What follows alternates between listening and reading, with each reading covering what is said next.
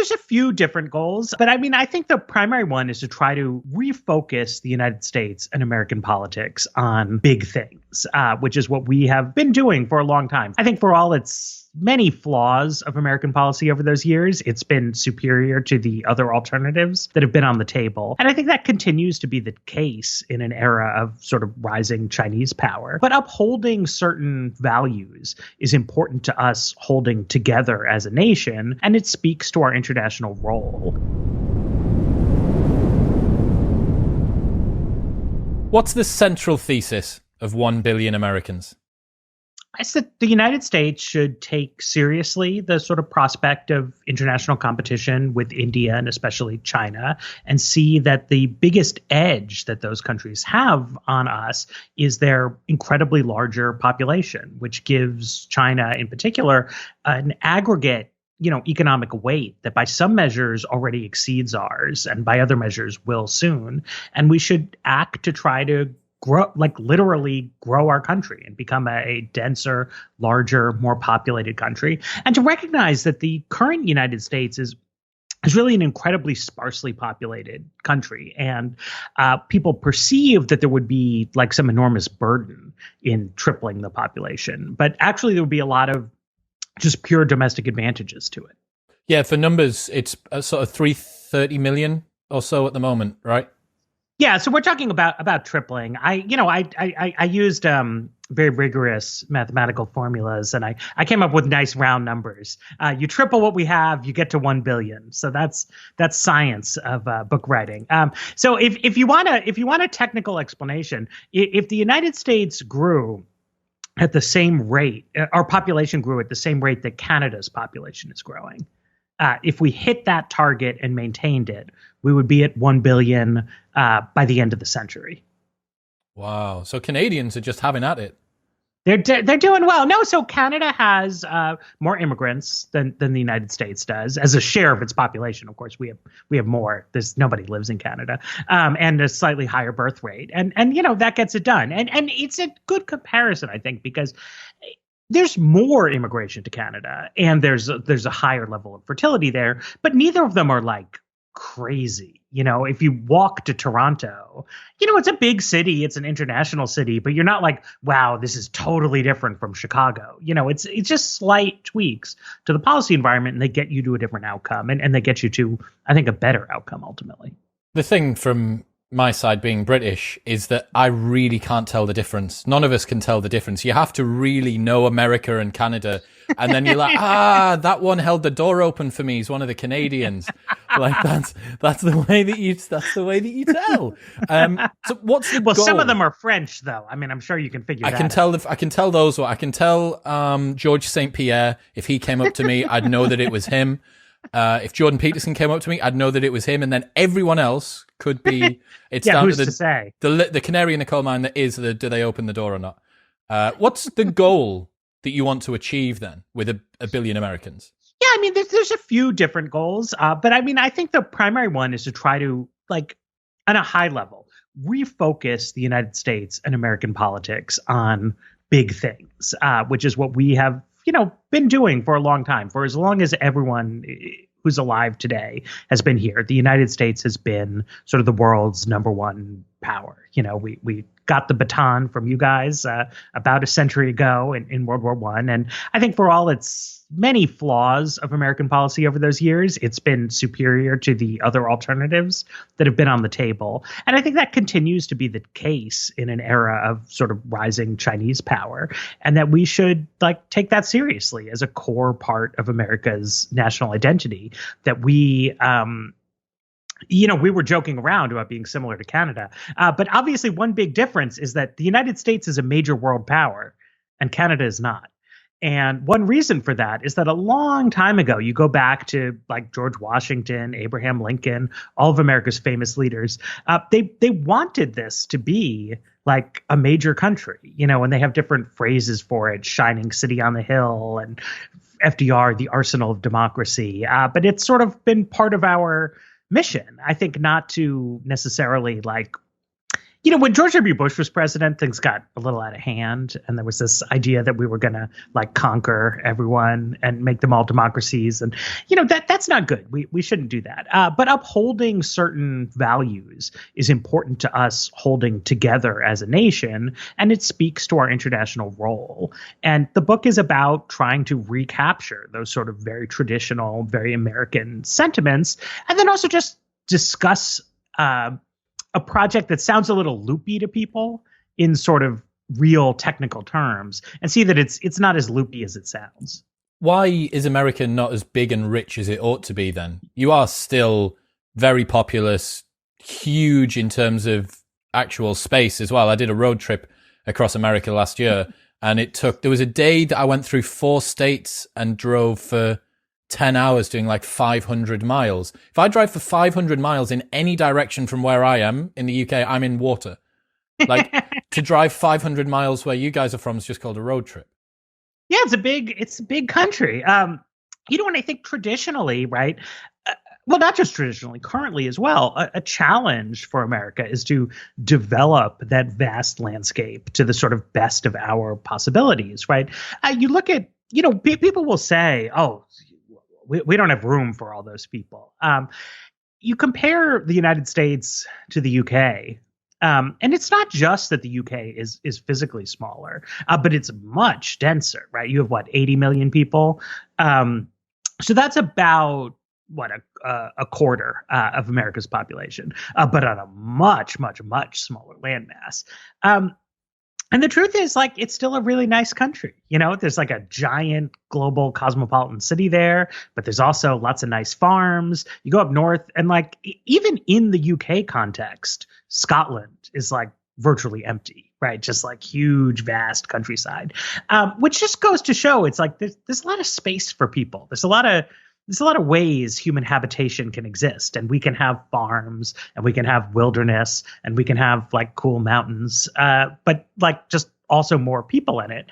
And that's part of reaching the sort of full potential that we have, both as an international player and as a sort of modern service-oriented economy.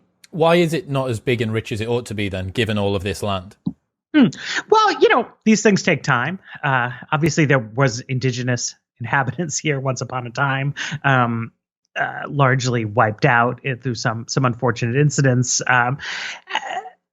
Recently, though, the United States has taken a couple of unfortunate policy turns. One is this kind of hard tilt against immigration, which I don't blame people for thinking that the situation that prevailed about 15 to 20 years ago, when a lot of people were coming in unauthorized, that upset people for good reasons. I mean, I think people feel, okay, if we have rules, people should be following the rules. But instead of moving from that system to a better system in which we had legal channels and we were selecting people in a responsible way, but people were continuing to come, we really shut down the flow. We've been trying to terrorize under Trump, millions of people who are living here, not doing anyone any harm. And at the same time, since 1980, the number of children that people are having has been going down and down and down. And what's interesting is the number of children that people say they would like to have, the number of children in particular that women say they would like to have, is not dropping, right? It's not that we're seeing some total revolution in values and people are like, whatever, who wants kids? Instead, people are saying, look, childcare is too expensive. It's taking me a long time to achieve financial stability. So I'm having that first child, into my mid 30s and you run out of time. They're saying my personal finances are not stable enough. So, we can do things on both of these fronts. We can have an organized legal flow of immigration that is still at a high volume, and we can have supports for families with children. There are deep economic reasons why the relative cost of childcare has gone up over time. And it's something society is not just the United States, need to address if they see themselves as continuing multi-generational enterprises in which family life is an important aspiration. And we just sort of have to get over a certain level of libertarianism about these things. I saw a statistic last week tweeted out by my friend Rob Henderson that said 50% of US singletons are neither looking for casual dates nor a long-term relationship.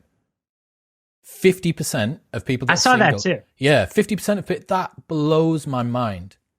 That's one of those things that makes me wonder if people are telling the truth. Yeah, maybe. I mean, you don't know. But at the very least, even if you account for a ton of variance, it's a lot of people.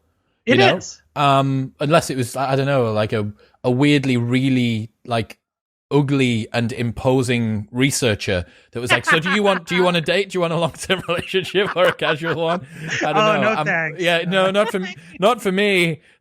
I'm thinking of going into being religious institutions. Is there a direct link between population and economic prosperity then? Are there not some other ways that you could do this? I mean, I think there is a clear relationship, right? I mean, I think I think for the vast majority of human history, right, we were living off the land. We're talking about hunter-gatherer bands. We're talking about little agricultural communities. We're talking about peasant farmers. And you're dealing with a world in which more people means less prosperity, right? So there's extraordinary statistics that will show you that after the Black Plague, wages go up in Western Europe because the worst land goes out of cultivation and everybody just sort of like grabs the best farms and you can pasture your cows instead of needing to eat like weird black bread all the time. And it's great. And that is so deep in our psyche for good reason, because that was most of human history, that people tend to think in those terms. But if you look at a modern economy, right, what are most people doing? We are, if we are privileged to be podcasters, we're like chatting on the internet to entertain and inform other people. If we're working class, we are maybe cooking food or cleaning up or taking care of people in a hospital setting. If we're professionals, we also may work in hospitals. We may work in schools. We might be architects, but we're doing things for each other, right?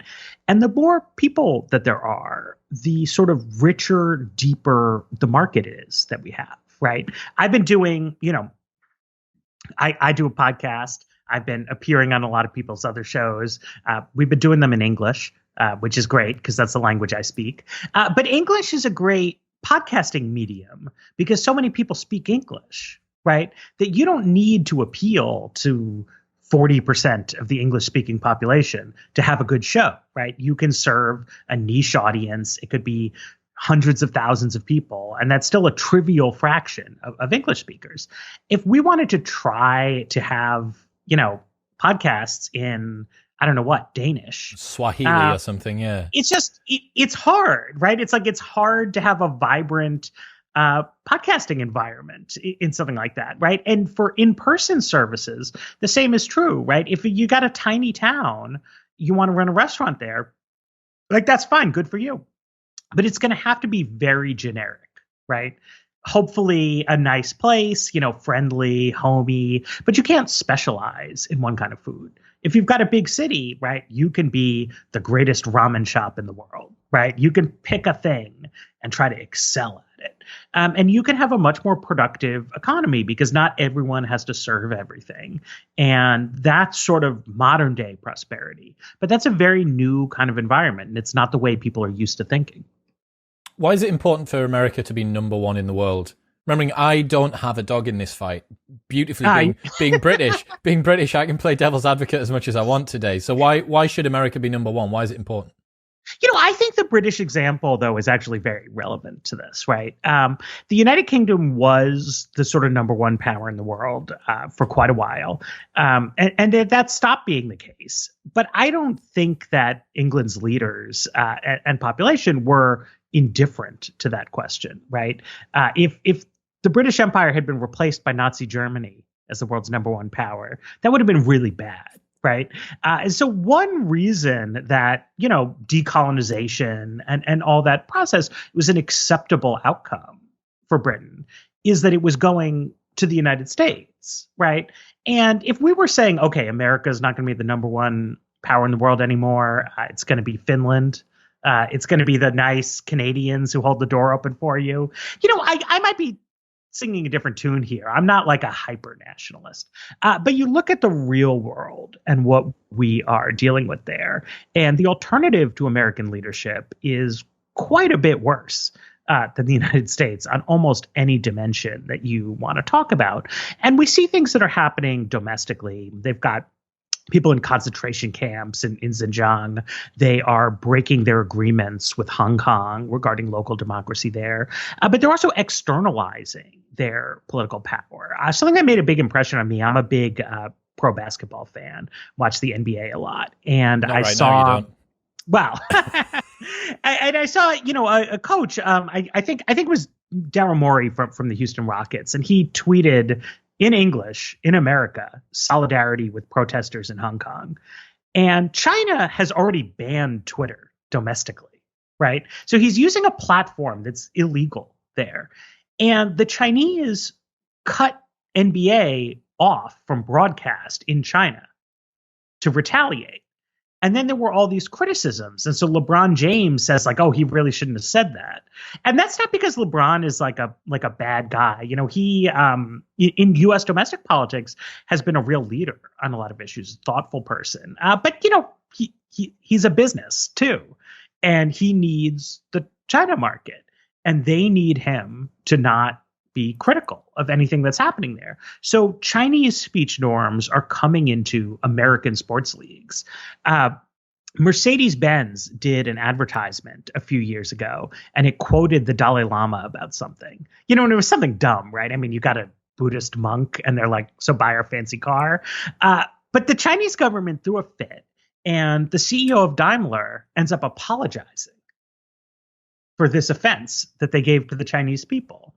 And again, that's crazy. I mean, why shouldn't a German auto executive quote the Dalai Lama if he wants to? PEN America, this happened after my book came out, but PEN America did a report about Chinese censorship of Hollywood movies. And they said that it started with certain things couldn't be shown in China, or certain scenes would have to be edited differently to go to China. But the Chinese government has gotten more aggressive. And now they say, look, if you want your movie to show here, you have to change it globally. And because the Chinese box office is now larger than the American box office, movie studios do it, right? They change plot points. And so in the Avengers movies or Doctor Strange, right, there's a character, the Ancient One. And in the comic books, there's a Tibetan monk. But in the Marvel Cinematic Universe, it's Tilda Swinton with a white person denationalized because Disney is afraid that all Marvel distribution will be blocked in China if they don't do it. So this is a little bit like ticky-tack stuff, movies, basketball players, but it speaks to the value system of the country that we are talking about. And it's no joke, like bad, and should be a subject of global concern. There's some really slippery slopes that you're at the top of there. Yeah. You've got producers of movies on the other side of the planet, like the biggest franchise. Marvel must be one of the biggest franchises of the last sort of 10 years. And right. You're globally changing the storyline, which is already written. Let's not forget that this isn't someone writing a script. It's an adaptation of a comic book. Right. So that's a really, really good example and also quite terrifying. I'm going to guess that you'll have seen the UK has just rolled back the 5G Huawei towers. Did you see this? I did. Yeah, so the UK, that was in response to some concerns, some security concerns and stuff like that. So you can see how this tit for tat game can escalate. Oh, well, you did this. Oh, well, we'll do that. Oh, well, yes. You did this. Well, we did that. And I suppose as well that when you have private companies, if for some reason the Avengers movie had offended China, that, well, okay, who pays the price for that? Is there some new trade tariffs nationally placed on America because of the choice of a private company? That's kind of crazy.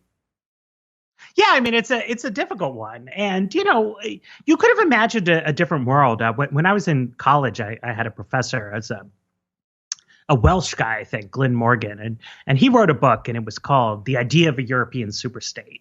And his thesis was that American global hegemony was unacceptable, that the United States is this like out of control country with religious fanatics and blah, blah, blah. And you need to supercharge the European unification project so that the EU could be a global military and economic actor. It's a really interesting book, particularly from a particular moment in time in the early 2000s. But we know like world history has not gone in that direction. Right. The UK, one of the largest European countries, is leaving, and certainly the European country with the most military clout and tradition of playing on an international stage. There has been among the remaining countries a weakening of ties rather than a strengthening, and, a more and more sort of German accented Europe without the UK in it, which is good in some ways. I mean, there's a lot that's admirable about post-war Germany, but this is not an entity that is going to be a alternate beacon for sort of freedom and liberal values. The UK is too small. I mean, right.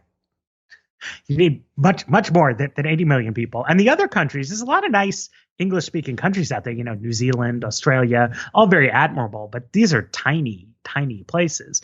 So ultimately, it comes down to American leadership, hopefully in partnership with other countries, but American leadership or nothing, at least as I see it. I was going to say, what if you were number two behind, let's say, the EU? Would you be so concerned, or would you even be concerned?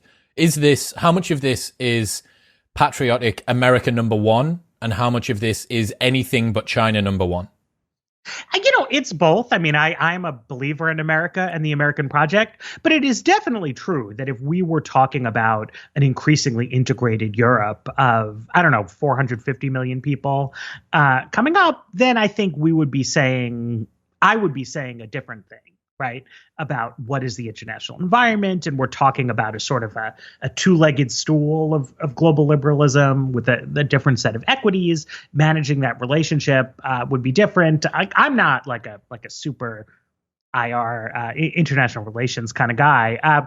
All I really know is like that is not the world. That's not the path that we have gone down. And, one reason that we haven't gone down that path is I don't think that it is in the nature of Europe as a project, right? It was never sold to people ever as like, this is going to be an international military force, right? It's meant to be a project of economic prosperity and to avoid intra-European conflicts, right? And, Brexit, obviously a very complicated phenomenon, but part of it there is just a sense, I think, among many British people that the project had gone beyond the scope of what they had intended to sign up for, right? Trying to get some better export markets. Suddenly you have all these immigrants. I don't know. I like immigrants, but it is true that like that is a different thing. And, so it's not going to happen. Whereas the United States, I think, has had, global leadership aspirations for a long time, implicitly in the 19th century and explicitly throughout the 20th century. And I think it's something that we can rally ourselves to. And then in the opposite, right, as we've sort of gone into Donald Trump, Donald Trump talks a lot about greatness, right? But he's really giving a sort of little America vision, right? In which we don't participate in alliances, we don't uphold values abroad, we cut off immigration and trade, both domestically and internationally. And then you sort of have this ethnic conception of Americanness, an exclusionary conception. And that's been a current in American politics for a long time, but normally a minority current, right? Southern segregationist politicians had influence for a long time, but did not win national elections. They did not lead the country. And Trump is taking us down this path to being a kind of a lesser country, but it also pulls apart at the fabric of the country to not uphold those kind of abstract ideas that can knit us together when we're sort of at our best. Getting onto the immigration point, I think this is going to be a real point of contention for many people that read 1 Billion Americans. What is your proposal to get from 330 to 1 billion? How many were you going to breed? How many are we going to import? I don't think it's an either or in a certain sense, because there's strong complementarities. A lot of the people working in childcare are immigrants. So what I say about immigration is just that immigration is incredibly underrated. You ask normal people about immigration. I shouldn't say normal people, the median voter about immigration. She has a lot of concerns. She's not against it necessarily, but she has a lot of concerns about economic impact, about crime, about schools, about all kinds of things. You ask economists, right? You find the most immigration skeptical, prominent economists in America, George Borjas up at Harvard. He's cited by Jeff Sessions, by Stephen Miller. The restrictions, they love him. So his research project, he claims on a big thing that a huge, totally uncontrolled influx of Cuban refugees into Miami hurt the wages of non-Cuban Hispanic people who don't have a high school degree.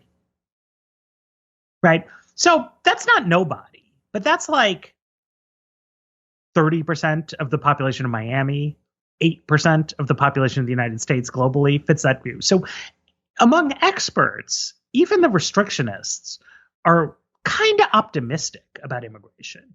And among normal people, there's a lot of pessimism, a lot of skepticism about immigration. So I think the real issue is to say, look, what are the most politically feasible channels we can find to increase the number of people who are able to move here? And we can't totally know a priori. We have to find it out. But one thing we do know is that when you select immigrants based on their sort of education and language skills and likelihood of labor market success, that's more politically popular. That's how Canada and Australia have larger levels of immigration than we do. There's sort of detailed surveys taking place in Europe that show countries with more skilled immigrants are sort of happier with it. So I do think we should make that change, which is associated with the political right in the United States. But they want to say, well, let's have fewer immigrants, but make them highly skilled. I say no, let's have higher skilled immigrants and then have more of them, right? The other thing is, I think we should be willing to an extent to cater to people's prejudices, right? If people want to say, I'm fine with Canadians moving here, let's open the door to Canadians, right? You can have free trade agreements in goods where we don't say, oh, it has to be non-discriminatory. You can pick the countries you're comfortable with that you think will respect environmental and labor rights, things like that. And it can be the same. We should look at it. We should, there's all these people living in England in your tiny houses and, ventless dryers and come here, life is good. We've got ice cubes and giant sodas and you can take big ass road trips. It's amazing. And I think, on specific terms, I think one thing we should really do is look at local option for immigration, which is to say there are mayors of some cities, primarily in the Midwest, that have lost population. And they are saying, look, we would love to have more immigrants in Cleveland, in Akron, in Buffalo, in Springfield. And we should let localities that want to sponsor sort of extra tier of immigrants, right? So if you're the people living in the belt where they hate immigrants, sure, okay. Do the immigrants even want to move to West Virginia and Northern Alabama? Probably not, right? To be frank about it. And let them come to the places where people see that it can revitalize communities that have been hollowed out by deindustrialization and could really benefit from, some of the best and brightest people in the world moving to them. Is economic prosperity worth diluting down American culture, though? So if someone is American, if someone's Mexican, they're not American. And if they become an American citizen, that doesn't change the fact that their culture will be that of Mexico. So if you were to import, 100 million Mexicans and then, a couple of million Canadians and then some Cubans and all the rest of it, you could end up being a minority within your own country. Well, but that is America's culture, right? Is people coming from all kinds of different places. I think it's reasonable to say, look, you don't want to let any one particular other place sort of predominate, right? I mean, you wouldn't want to add, I think, 300 million people from India. Not that there's anything wrong with people from India, but then it's like, okay, that maybe isn't America anymore, right? But if you have a bunch of people from India and a bunch of people from Mexico and a bunch of people from the Philippines and people from Africa and people from South America, right? Then that's America. That's the American story. Once upon a time, this was a country of English religious dissenters, right? That's the sort of original core proposition of the United States. But we have evolved so far beyond that so many times, big waves of immigration from Germany, from Ireland, mainstream Protestants, Catholics come here, Asians, Latin Americans. Some of my family is Eastern European Jews from Russia and Poland. Some of my family is Cuban. And that's a very American sort of family story. My wife's family is like longtime,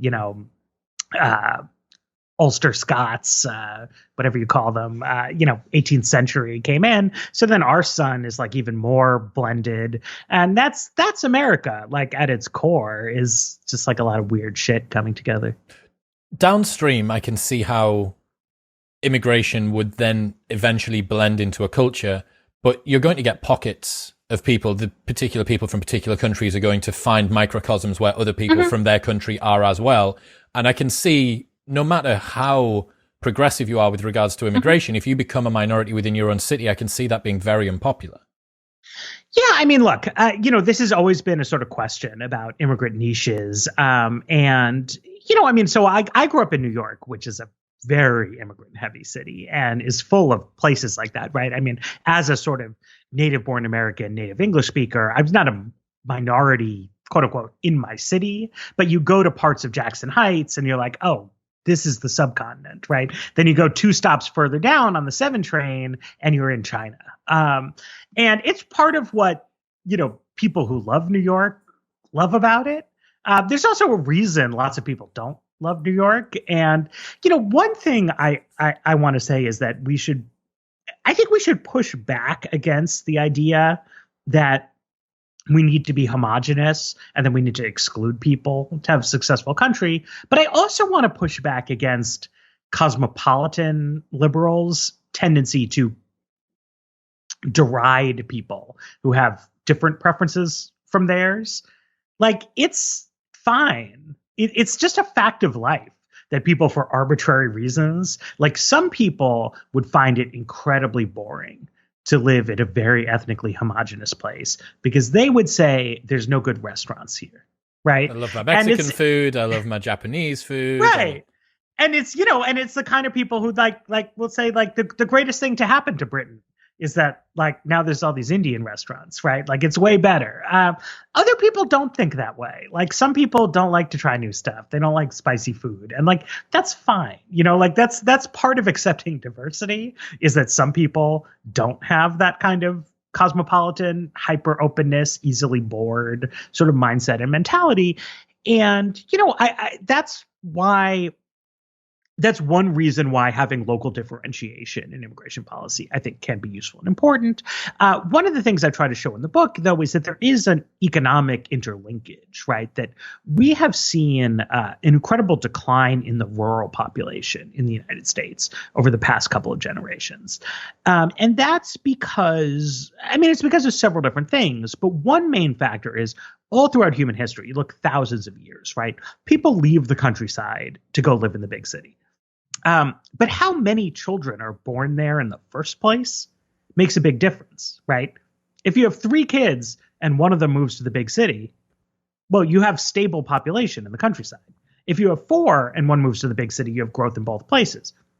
If you have 2 and one goes to the city, then your countryside is shrinking, right? And what people are doing in rural areas economically, right, is they are engaged in primary production, right? Farm, timber, mining, things like that. The market for that stuff is in the cities, right? So there's a cultural contrast between the kind of people who like small towns and the kind of people who like big cities. But like, I don't want to starve to death because I have no food. And farmers don't want to be broke because nobody's eating it. And like, we really are like in it together as a country, and having a more dynamic, more rapidly growing place, both in terms of, domestic family life and in terms of immigration, is like a win-win for everyone. And America has become, a lot of countries, frankly, but the United States too, has become so consumed with domestic cultural conflict that it is making it hard for us to see what are sort of concrete, like what really matters, right? And one thing that I think is useful about thinking in international terms, thinking in global terms, is it helps remind us of a sort of sense of common purpose and togetherness, and the fact that we want to have, mutually beneficial arrangements with each other to defend certain things. Like, everybody in America thinks it's bad to have the stuff we were talking about earlier, the exporting of Chinese censorship. Like, nobody wants that, right? And nobody wants us to be poor. Nobody wants people to not be able to raise children because it's impossible to get a daycare, right? Like, there's a lot that we have in common, and our politics has become incredibly focused on what differentiates us on symbolic levels. And I think we would be happier in our day-to-day lives, as well as in our politics, if we could focus on some of the bigger picture things. Totally makes sense to say that if you can't sort your own shit, why should you be focused on trying to import some people from a different country? Like, if you guys are going absolutely crazy at the moment and it's just pandemonium, which, from the UK looking over, it does look like quite a lot of chaos is happening at the moment. It's like, maybe you need to kind of clean the bedroom before you talk about adding an extension on in the garage type thing. Well, there's something to that. By the same token, though, I feel like, Americans have gotten so, part of how we've gotten off the rails is people becoming so obsessed with the idea that like things are terrible here, right? Like Trump running around talking about American carnage. The fact that lots of people from around the world would like to come here tells us something, right? Like, about our own society and its value, and to sort of recognize some of the blessings that we have fundamentally, and that it's worth actually trying to keep them and not just tear ourselves apart in like a small-minded conflict about, the people who drive pickup trucks and the people who drive Priuses. I drive a Prius. I live in a big city. I do, like, I have a dog in this fight. But like, is it actually the most important thing? Or conversely, just to say to progressives, right? It's obviously true that racism has structured American society for a long time and continues to in important ways. And people have important claims for justice and regress that they want to make. At the same time, people move here voluntarily from the West Indies, from Latin America, from Africa, from Asia, knowing these negative facts about American society, but also seeing a lot of positives to it. Right. And when it comes to, okay, Trump is being cruel, he's mistreating these would-be immigrants, people on the left see that like, that's wrong, that's bad, that we should be nice to them. But you should also learn the lesson of the fact that they want to come here, right? That America has something valuable to offer to the world, and that people on the right who want to be patriotic and want to have pride in the country and want to say that like America is good and we should all have little flags in our yards, that there's something to that, right? And then to say to those people, well, look, if you want to be patriotic, if you want to talk about American ideals, then you have an obligation to try to live up to them. Like, you yourself have not like done anything great, like as an individual, right? It's like, well, like, what do we do? What are the ideas that we stand for, and how can we sort of live them? It does seem like the messaging's got very confused and conflated, I think. Like, you've got people on the left sounding like people on the right 25 years ago, and you've got people on the right who I don't even know what they sound like anymore. But you're correct. Like, black people in America are the most affluent black people on the planet. Like, that's a reason for people from other black countries to want to move there. So for me, as a good example, I'm British. Like, if I want to come to America at the moment, I can get an E2 visa, and I need to get about $150,000 together to invest into a company, either an existing one or a new one. or I need to be an O1, which is person of extraordinary abilities. I need to be in the top 1 to 2% in my field in the world. Now, this podcast's pretty good, but it's a, you know, there's some big hurdles for me to get over there. Yes. Is the door going to be easier for me to step through? Yeah, I mean, you know, one of my sort of deep inspirations for this was a long time ago when we were launching Vox.com. You know, we're hiring people, and we got a resume from a woman who was a health reporter, Canadian born. At the time she applied, she was living in the UK. Well, like, we read her clips. They were really good.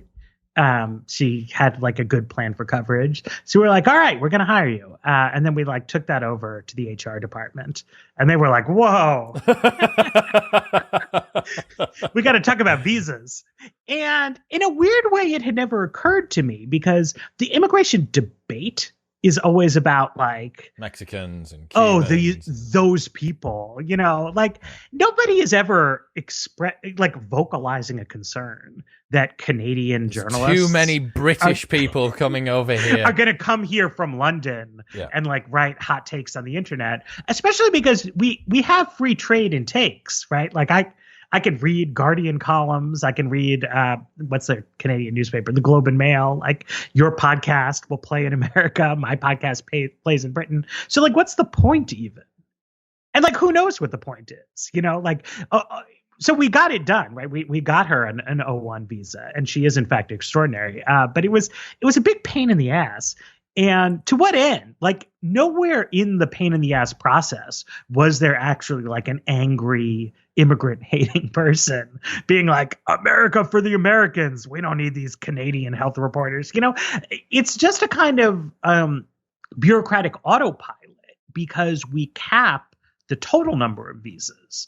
So to ease up on what should be the easy cases, Canadian health journalists, British podcasters, like, why not? Why not? Right. But right now you would have to take a visa away from a Filipino person or a Mexican or an Indian American. So that becomes its own contentious politics, right? Where because we've decided to limit the total number of visas, you can't expand the sort of no-brainers. Top 1%. Why not top 10%? Who would be hurt? Well, I mean, 90th percentile is pretty good, right? If my podcast was if my book, right, if 1 Billion Americans becomes a top 10% book, I'll be pretty pleased. Like, that's good stuff. We could use those people. I heard from a friend who got an O1 a couple of years ago, and his attorney is one of these absolutely shit hot, very, very smart, knows all the tricks in the book attorneys. And he flew, I want to say Madrid. So he flew to the US embassy in Madrid to do that, because there's like weird different allocation difficulty levels. English guy applying to O1 in America, but went via Madrid, because that's the case. So you're right, like this sort of level of bureaucracy, and in all that bureaucracy does, really, as far as I see, is put a intellectual hurdle or a cash hurdle on there. Because if you've got enough money or enough smarts, you can get around rules. It's one of the things I'm increasingly learning as I get older.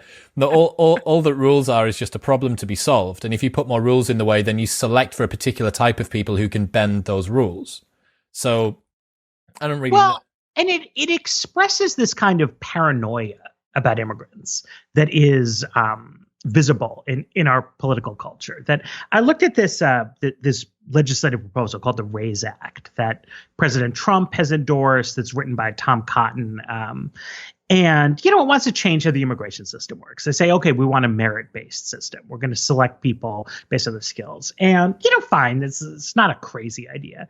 Then you dive into the details, and it is so stringent that, like, the MVP of the NBA, not to make everything about the NBA, he wouldn't have qualified as sufficiently skilled, because unless he could get a top 10% test of English as a foreign language score. He needs those English language points. And you say, well, why? Right? I mean, he speaks English okay, but like it's not great. But like he's a basketball player. Like it's fine that his English isn't great. Plus, he'll learn, like somebody comes here when they're 21 years old and their English is only so. Like it'll get better. There's no problem there. Or you look into the same thing. Well, so you get extra points for winning Olympic medals, but only in individual sports. No way. You get extra points for winning a Nobel Prize, but only a science prize. So all the economists aren't coming over, right? But the literature, right? Like, what is the concern? Like, our country is going to be flooded with Nobel Prize in literature winners who are going to be an excessive burden on society. They're going to drive down the pay for our domestic novelists. Like, it doesn't make sense. And I think if you put it to them, they would say, okay, you're right? But they're working with a mindset that is so terrified of immigration that instead of asking like, okay, what's the real problem here? Like, who do we really need to exclude? They're doing the opposite. They're like, let's exclude everyone. And then let's think of a couple scenarios in which somebody could come in. But look, you think about it the other way. Okay. You don't want somebody to come who's 60 years old and they're only going to work a couple years and then they're going to go on, we call it Social Security. I don't know what, it's a old age pension scheme. So, okay, you want younger people to come in. You don't want people who are going to be totally impoverished, right? Or maybe you want some refugees because that really is an act of charity, which is fine. That's good. But you don't want your typical immigrant to be somebody who's going to have absolutely no wages. So that's good. Okay, you want people with job offers. You want people, you got a college degree. Like, that's good. Come on in. You win a Nobel Prize. I don't care what Nobel Prize. Like, come on in. Maybe even if you're just on a short list, Booker Prize short list. Come on in, right? Like, we should be looking for reasons to say yes to people. It's not to say that like you need to open the borders, totally uncontrolled flows, but just like there's a lot of good people out there in the world. Many of them don't want to come to America. A lot of people find this country to be off-putting in various ways. But if they do want to come, like, that's great. And that's how we got to where we are, is like all kinds of people came here. I know there's a lot of room by vacant square mileage, but isn't there a housing shortage in America? There is. Where's everyone going to live? Yeah, so this is here we go. This is my true passion in life is nitty gritty about housing policy. So we got a whole chapter in the book about this. The planning paradigm in the United States is very localized. So these decisions about where you're allowed to add more houses are made essentially on the neighborhood level. And if you think about it, there's been this apartment construction on my block for the past year, so it's just wrapped up. It was super annoying. Like, it's really loud. It like stirred up all kinds of rats who started running around the block. And when it's done, they kept needing to close the street to put cranes in. And all that annoyance is experienced locally. But there's also benefits, right, to the city. Like, more people will live here. We're going to have a broader house tax base. We're going to have a little bit more affordability. We're going to have extra jobs. But the benefits are very broad and diffuse, and the harms are very, very local. So when you make the decision about what to allow super duper local, people err on the side of saying no to extra houses. When you broaden it out, in Canada, they make planning decisions at the provincial level. In Japan, they do it at the national level. And so they say yes, right? Because you incorporate the broader scope of interests. So we've seen some changes in that direction in West Coast states just over the past couple of years. So it hasn't had, a huge impact on the built environment yet. But by shifting that planning decision up to a higher level, they are now opting in Washington and Oregon and California, but especially in Oregon, to say yes to sort of more housing. And that, creates the opportunities. We have plenty of space for more people, but we need a planning paradigm that makes places for them. I'm going to say the house is going to have to come before the immigration. You're going to have. Well, yes and no. It's a little bit paradoxical because immigrants work very heavily in the building trades. So build their own housing. Get yourself over here. Bring a trowel. and a Right, I pot mean, of right cement now and we're crack on. experiencing a shortage of people actually to build houses. Happening in the US right now because of some of Trump's policies. Obviously that can be reworked. I mean, people can retrain, they can do different things. But at the moment, it's like we don't have enough carpenters, which is one of the reasons we don't have enough houses. What about second order effects then? If we can get the houses right, what about increased rent, water shortages, traffic, pollution, overcrowding? Yeah, so we got tons of water in this country. This is like America is a bonanza of fresh water. So that's fine. Traffic is a real concern. A lot of cities have bad traffic jams. If you have way more people, you're going to get worse traffic jams. Some of that is, improving your public transport, things like that. But I think really we do have to look at the sort of congestion pricing paradigms that they have in Stockholm and Oslo and London. I think maybe another British city.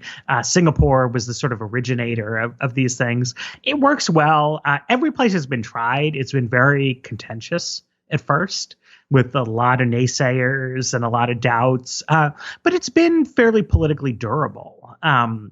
In all the European cities that have done it, even as parties sort of change hands, they tweak the system, as we should in a democracy, but stick with it. So New York is going to implement congestion pricing soon. They have been a little bit tied up with pandemics lately, and not all that focused on, commuters to Lower Manhattan. But hopefully, when the dust clears from that, we're going to see that this is I have this joke. It's like the only political issue people actually care about is traffic and parking. They like to talk about other things. So I get it, right? It's a pain in the ass to be stuck in traffic. But this is also a technical problem that has technical solutions. Have you ever been to Dubai? No. So Dubai is especially. Well, I went to the airport. Oh, everyone's been through. You got to go through the airport. You got to go through the. Well, I mean, you can see perfect example. The airport, the efficiency, the size of it, the newness of it. You can see what it's like. But I was struck having recently been to New York and then going to Dubai shortly afterward. I saw what happened when you have modern building materials, a modern understanding of traffic flow, a city which is built to get bigger, not one that you just presume is going to stay the same size as it is now and no new people are going to be there. Mm-hmm. And you can be doing 70 miles an hour on a 10-lane either side motorway, and look on the little map on Uber, and it says 3 minutes to your destination, and you're like, we're doing 70 miles an hour. How can it be 3 minutes to your destination? And then, sure enough, the driver peels off at this junction, does a little loop-de-loop, and then deposits you outside of the restaurant that you're going to, because every different section has been designed for maximum flow, for maximum volume.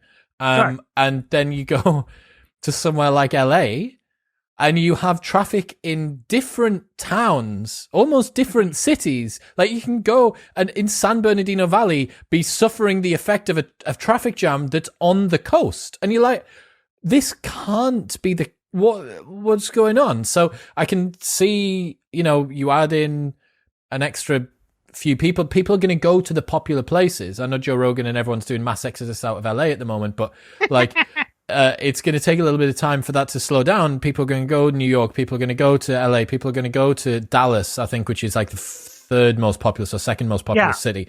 That's going to get worse. And then pollution as well. Right. Well, but this is like this kind of paradox, right? They say it's like, well, nobody goes there anymore. It's too crowded, right? I grew up in New York. It's weird to me. Like I find the level of crowding there to be unpleasant, even though it's what I grew up with. That said, just like empirically, people keep going there, right? I remember I was pitching the book, and so I took the train up to New York, and I was in Midtown, where my publisher's office is, and Midtown is the part of New York that even New Yorkers hate. And that's like, well, nobody goes there. And so I'm there and it's terrible. Like everybody says it's terrible because they're right. But one of the things that's so terrible about it, I mean, again, not now. There's a pandemic. If your publishers listen, because I've got to send this to your publishers, so when they listen back to this, they're going to be saying, do you know what Matthew just said on that episode? No, but they're not against it either. But it's so crowded. Like all these people are there, right? And so it's like, well, why is everybody there, right? And well, we're there for each other. Like I was there to have the meeting. They're there so people can have meetings with them. It's where the transportation hubs go. It's where the other people's offices are. And it's great, right? It's this incredible beating heart of commerce and prosperity. And nobody has to be there, right? You've always had like a book publisher, I don't know, they could be in a mountain retreat someplace. But like that's where they want to go. And what's been limiting people's ability to pour into New York is just the price of houses there. Same as London, right? These global world cities, they're almost like black holes of growth and attraction, right? And like foreign people like want to get a second house there, right? So they can come and drop by and have their pied a terre and stuff. You know, weird Russian billionaires everywhere, and it's kind of crazy. But I mean, it shows that on some level, like more is more. When it comes to growth and opportunity and things like that, even if there are traffic jams, right? So pollution, like pollution is a real thing. Like we should get people to drive electric cars. Like we know how to do that. We got to shut down coal plants. Like I agree with all the like normal environmentalist stuff, except that like I want to actually do that stuff and solve these problems and not have it wielded as an excuse to not have a growing economy or a growing society. Because like they're right, like these technologies exist. Like I've got my hybrid car 5 years ago. It's good, but it's like it's already outdated today. Like I'm using a little bit of gasoline. The people with the Chevy Volts and stuff, they're using nothing. And like we can do that. We can zip around. No weird toxic fumes. I got solar panels on my roof. Like it's good. Like I think I say somewhere in there that I'm against eco-pessimism, right? But I'm for the environment. Like people have worked really hard on trying to solve these problems. And unfortunately, we have not been aggressive enough at actually deploying the solutions that are available to us. But that's in keeping with the themes of the book. Like we gotta do more stuff. It's the curse of the 20th century, or the 21st century, that people love a exciting, vibrant, popular talking point like this to, as you say, wield like a sword in debates with friends or on the Senate floor or whatever it might be. And you're like, right, okay, we've kind of got to the stage now when nothing gets done, you almost get bored when someone brings it up because it's almost like a signal that it's not going to happen. Like the chance of the policy's probably made by the guy that's not talking about it. You know, the couple that always post their favorite couple photos when they're on holiday together, and you're like, that relationship's breaking up. That relationship's breaking down because it's a signal. My final question, your primary concern is about China. I think anyone who fully understands the sort of threat that they pose, quite rightly is concerned about that. In terms of population, I had a look at the Chinese Academy of Social Sciences, a study that they recently did at the start of this year, said that China is facing its most precipitous decline in population in decades, and that China will be back under 1 billion by 2100. And there's huge swaths of millions of men that are single, childless, and have no way to have a family. That's the dream. This is what I'm saying. We're at 2100, we're going to be at 1 billion. They're going to be under 1 billion. And that's it. America #1 forever. But this is serious. I mean, I think it's worth looking at the way they are thinking about this in China, right? They had this one-child policy era, which people know of some of the cruelty that was involved with that. But the extent to which the Chinese policy community now views that as a huge mistake that has given them this kind of, they now have this demographic momentum, right, toward incredible aging and population shrinkage. And some of that is the legacy of the one-child era, but some of it is just the knock-on effect, right? So you're talking about people who have very few cousins, people who don't have a sister who can help out with the kids, right? People who can't find a wife because there's an amazing mismatch. I think it might have been the Washington Post that wrote this unbelievable article that broke down or like very personal stories about all of the different men, and then some really cool sort of animated statistics and things as well. But I remember seeing that there's like a fat bit in the graph that's slowly reaching, like, I think it's maybe at the late 20s to 30s now, and this is the age of some of the women that are in China, and this big fat bit of the graph is going to pass 40, and then you're correct. There's not a whole lot that can be done. I mean, it's really screwed up. And you think about how normal families operate, right? You assume, look, dating is hard, right? But you assume that, like, mathematically there's somebody out there for me, right? not like, no, literally there isn't. Right? Yes. That's that's like we would say now, if your friend, he's depressed, he's like, oh, I'm never going to meet a girl. And we'd say, no, you Get will. yourself right? out there, man. But in China, you're like, no, actually you won't. I'm very sorry. That's not good. And people rely on extended family networks for support when they have young kids at home. If that doesn't exist, it's very disruptive. And, I think on one level, I'm glad that they're hitting some problems. On another level, though, it's very sad, when you hope they can find a way to do better. This is, of course, one reason why it's not, good to have a totalitarian system of government, because, like, a bad idea does not get fully aired in a discussion. Iron sharpens iron when it comes to this sort of stuff, right? Yeah, I mean, it's good. It's easy. You meet people sometimes who'll be like, oh, I just went from LaGuardia to the awesome new airport in Beijing. And it's like, why can't we have a dictatorship that just cuts through problems and gets things done? But, like, sometimes what they get done is like really, really bad. And it is good to have a discussion and debate about ideas, because the legacy of that particular idea, I mean, it was bad in its moment, and the long term, it's hard to fix. Have you considered portioning off a bit of Alaska and just taking loads of Chinese people there? Because that fixes both of your problems at once. Yeah, there's always interesting, Alaska things. I don't know if you know the Michael Chabon's novel, The Yiddish Policeman's Union, but it's basically like alternate history. Like, what if they had just kind of built Israel in Alaska, right? As a refugee planet. It's an idea that always kind of recurs to people, because Alaska's just sitting there big and empty. Yeah. And I do think it's appealing. I mean, I would have to talk to some Alaskans. See what's going on. Yeah, exactly. Wasn't Donald Trump going to buy Greenland at one point? Yes. The possibilities of Greenland are quite large. So I'm all for it. I think, I think originally we tried to buy Greenland about 100 years ago, and we took what's now the U.S. Virgin Islands instead. Shit deal. That was the deal. Did no one think? Shouldn't have got that. That was the deal the Danes made with us. But I originally had a chapter about, like, well, maybe we should have an accession process like the EU, and maybe Jamaica will become the 51st state. We wound up cutting it because it was, I don't know, I couldn't really work out the details to my satisfaction. But it's an interesting idea, fun to think about. Got you, Matthew. Thank you very much for today, man. 1 million Americans will be linked in the show notes below. Anywhere else that people should go to check your stuff out? I'm on at Vox.com. I'm on Twitter, Matt Yglesias. Love to see you there. Awesome. Thank you so much for your time, man. Thank you.